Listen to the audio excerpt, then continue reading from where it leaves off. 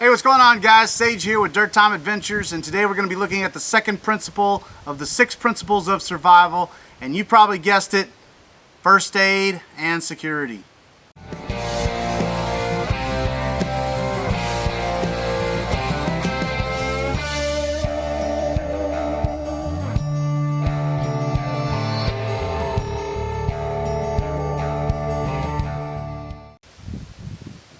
So we've already discussed the first part of the 6 principles of survival, which is to mitigate risk and fear. If you missed that part, be sure to go back and watch one of our previous videos to catch up. Today we're going to be looking at the second principle, which is to meet first aid and security needs. And it is so vitally important that you understand your first aid kit and how each part works, and then to have a healthy understanding of how to provide wilderness first aid. First, I want to start off though talking about 4 of the most common first aid mistakes that we see when out in the bush. We teach over 150 days a year, and so we're commonly out there and we often see multiple first aid injuries that require self-aid. And these could have been prevented or at least enabled them to be able to provide proper care if they would have had just a little bit of know-how. First aid and security could save your life. That's why it's important that you avoid these 4 common mistakes. The first one that I want to talk about is gimmicky first aid kits. There are a lot of first aid kits on the market. All of them have some good items in them, but a lot of them have a lot of junk. They just chunk in a bunch of stuff in there to be able to make it look like a first aid kit, and then they crank up the price and sell it to you. Your best bet is to take and build your own kit. Now, what I like to do is I'll take a kit that what I would consider somewhat gimmicky, and I would take out the stuff I don't need and apply some of the stuff that I highly recommend. And so the benefit to that is you can still use the case in which it came in, which many of the cases are great for storing first aid supplies. So this one here is what I call my personal IFAK, my individual first aid kit, and at one point in time it had a lot of gimmicky stuff in it, but since then I've been able to put in a lot of stuff that really is helpful and beneficial to me. In the front here I've added a little multi-tool and some tweezers and a little knife. Inside here though, once I open it up, I'll give you a close-up here. I have some different ointments from sunblock to antibiotic cream, and a big important thing is tape. You can never have too much gauze and tape. Other than that, it's pretty much made up of various size band-aids, some water treatment tablets, some antibiotic wipes, and most importantly, some of my favorite band-aids. There's a lot of different band-aids on the market, but these NexCare waterproof bandages are absolutely my favorite. So having a good variety of moleskins, water procurement, water treatment, and different ointments and stuff, bandages, and then also having a CPR mask in my individual IFAK is critical. I know what's in here. It may not be the most organized, but I know I can get to it. And then on the outside I have attached some antihistamine, Benadryl type pills to help with any type of allergic reactions. For years before I ever even decided to carry my own IFAK, all I carried with me was some bandana and some good old-fashioned duct tape. I can't tell you how many times I've treated myself with these 2 simple items. So your kit does not have to be complicated. It can be something as simple as a bandana and some duct tape, or one of my favorites when I'm going out on a small hike, I'll just carry a simple pack of gauze with some antibiotic ointment and some tape. I also have a couple butterfly closures in here for if my wound ends up being wide. This will treat a good majority of all my wounds. Which brings me to the second most common mistake that I see in first aid, is that people do not carry proper trauma treatment equipment. So they'll have all these complicated survival kits, they'll have inadequate supplies, or just tons of useless stuff that you're never going to use in a wilderness environment. They're more designed for an in-home setting or a controlled environment.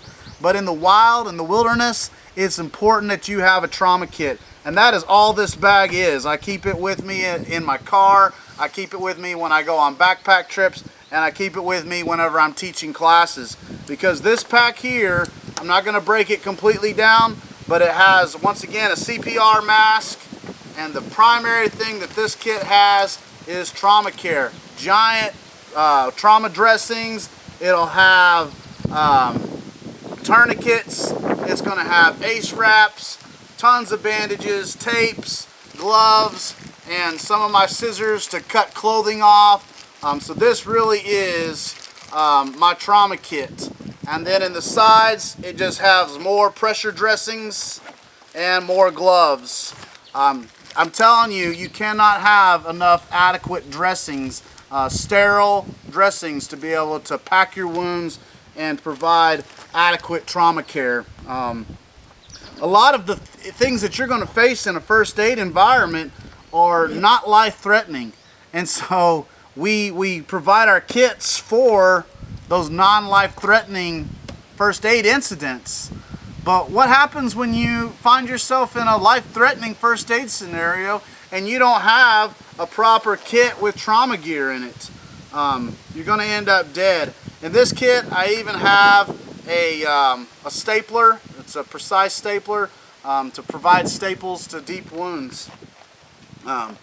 So having an adequate trauma kit is vital, especially if you're going to be doing any type of instruction or going out on long treks or any type of dangerous adventures. The struggle with carrying a trauma kit and an IFAK is it becomes bulky, and if it becomes obtrusive, then you're not going to carry it. So make sure that your system is modular however you take it. The great thing about this is it has MOLLE strapping on the back, so I can strap it to most of my packs. The third most common mistake that I see out in the bush is people just do not have first aid training. They have taken a first aid CPR class, and I'm not going to knock any of those guys that offer those, but you just don't learn the skills that you need in a 2-hour class.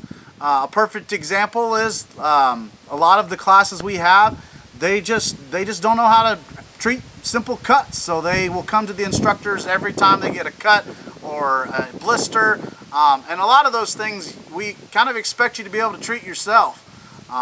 We do have trained medical staff here on hand, but it's important that you know how to treat yourself in certain medical conditions. So make sure you have adequate training. Make sure you know how to use the items in your kit, especially when it comes to using tourniquets or, you know, trying to stitch up a wound with needle and thread. Make sure you know what you're doing. The fourth and fairly common mistake that we see in first aid is what I like to call folk medicine. And this consists of having a mindset of old means for treating medical conditions. This could be everything as simple as trying to suck poison from a wound or having so-called cure-alls. A common one we hear about is people taking like plantain and thinking it treats everything. They'll make a poultice, chew it up in their mouth because that's the way they were taught, and shove it in a wound. And all you're doing there is introducing new bacteria into your wound because your mouth is filled with bacteria.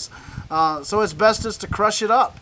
Another one is thinking of plants like clover and how they think some people are convinced that they cure cancer, and we just have all this folk medicine out there, these false treatments. So it's important that you stay up to date with current medical treatments.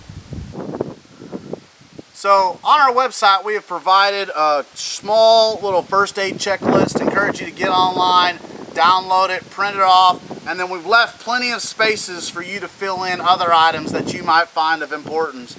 Once again, first aid manual, bandages, gauze, and wraps and tapes are vital. Those are going to be always at our top. It's good to have tweezers and stuff for ticks, and I think I actually got them on here twice, but either way, be sure to scratch it out, put something else in there if you need to. And then there'll just be different things like hydrocortisone cream for itching, triple antibiotic ointment. So the last thing I want to mention about first aid is make sure that you're regularly checking your first aid kit, especially if you know you've gotten into it recently. It's so important that you are aware of the contents of your first aid kit. In the event that you do happen to have a serious first aid situation, you know what is in there and you know how to use it. Always be sure to check expiration dates on some of the equipment and some of the stuff that might be in it. And then always, once again, make sure you stock it every time you use something out of it. Moving on to security, I want us to take a look at some understandings that security is more than just having a gun or a firearm and knowing how to use it. Security is a matter of a mindset, being prepared for anything that might happen, that might come up or arise, causing a security situation. So having security protocols in place could be vital to, once again, your survival. Anytime you begin to realize that you're in a survival situation that's going to require you to be overnight, or whether you're just out camping period, it's important that you are aware of your surroundings and that you establish a perimeter around your camp. Make sure that you have not set up underneath any type of deadfalls, that you're on any type of game trails, or that you're not going to be in any type of severe area that's going to cause weather to be an issue, such as flooding. It's make sure that you have understanding of, once again, your surroundings so that you know what resources are available to you and what things could cause you harm. Once you have established your perimeter and understand what your surroundings are, then you begin to need to think about your personal safety and defense. And whether you're carrying a firearm or a machete, one of the first tools that I always begin to make anytime I'm out in the bush for an extended period of time is some form of spear. So you may find it rather silly to think about creating a spear in a survival situation when you find yourself without a weapon. But the reality is, even something as primitive or as simple as a spear can serve its purpose in creating distance between you and the animal or thing that's trying to harm you. So no matter what your circumstances are in the wilderness, make sure that you have some form of defense. That could be something as simple as turning this into a walking stick. And so when you're hiking through the woods, you have a walking stick, or having some type of knife or sharp object on your person, or a firearm. Make sure you listen to your state laws, check into those, because certain state parks won't allow you to carry certain items. But you can always carry a big stick, and it will serve a purpose. Fire harden the tips, and this will definitely pierce through the flesh of most animals. Probably not getting through a rhinoceros, but hopefully if you're in the eastern woodlands, you're not going to run into a rhinoceros. So get out there, practice making you a spear. I wrapped this one here particularly in some different vines and cordages so that my students could see that you do not have to have rope in order to make a spear. So create some type of defense weapon for your security protocol, always having something in place. Once again, setting a perimeter around your camp, understanding your surroundings, and then once again, when it comes to your shelter, make sure that it's secure. This could be everything from backing your shelter up against some rocks, surrounding yourself with briars. Fire is a key aspect to security. Fire is one of the most important survival skills, because not only does it provide you a microclimate of shelter, and we'll talk about this later on, but it also provides you the ability to cook food, to hydrate by boiling your water, to treat wounds by sterilizing your medical equipment, or to cauterize, which heaven forbid you ever have to do that. And it meets your primary security need. All animals hate fire. They just are afraid of it. It's kind of ingrained into their creation. You got to think about mankind. We don't have teeth, sharp razor teeth and long claws.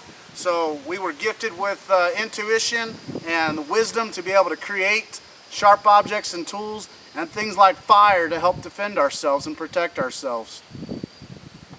You know, it's not till the crap hits the fan does security really become a forefront on our minds. We often think when we go out into the wild that everything's going to be harmonious and beautiful and nothing could go wrong, until Murphy's Law kicks in and the crap hits the fan, and what could go wrong does go wrong, and then you find yourself wishing that you would have made your security a little more of a priority.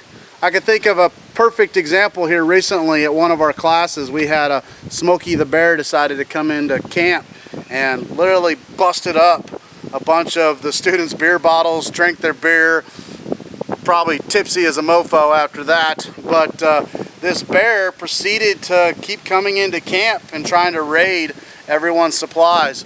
Whereas if we would have had a simple form of security, some type of perimeter set up around, And if the least we could have done was put in our food in bear bags and put up the food up out of the reach of the bear, keeping food out of camp, we could have avoided that situation. Luckily, you know, he was a young bear and just decided that he wanted to stir up a mess and once again just create a little bit of ruckus.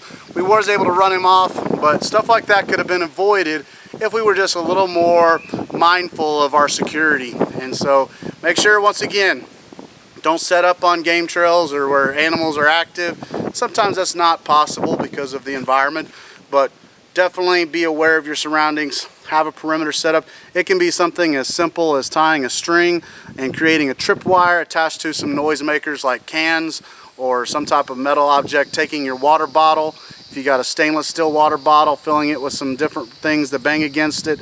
Anything you can do to help prevent yourself from, you know, jeopardizing your security, you're going to be better off because of it.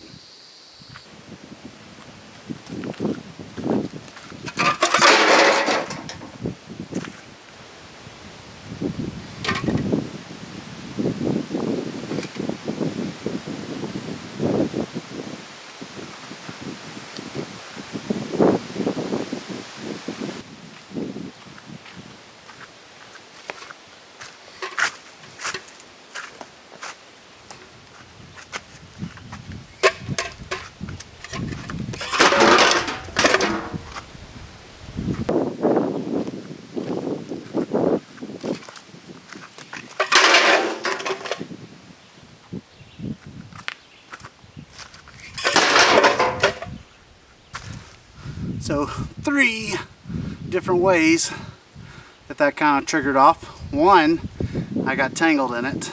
So it literally tangled me up. One of the Ys caught around the backside of the string and pretty much had almost a kind of a makeshift snare. Still, as I fought out of it, the clanger, the noisemaker, still eventually crashed and would have woke me up if I was in my camp. The other was still tripping the wire, and eventually it did kind of catch up on my leg a little bit, but as soon as I walked my next step, it dropped and made noise. And the final one was stepping on it. I wanted to see how it would work if I stepped on the wire, and it worked just fabulous, so just like you would imagine. So anything like a makeshift trip line is going to help provide you some security, at least give you that second reaction time, and help you to respond adequately. And your hope is that the sound alone or the tangling up of the foot is enough to run the animal off. It's not always going to help or work, but anything you can do to help, once again, provide you some security and give you some peace of mind and comfort, you're going to be better off because of it. So once again, guys, thanks for checking out another episode on 6 Principles of Survival. I want to encourage you guys to, once again, always share, subscribe, and stay tuned for the 3rd principle coming up.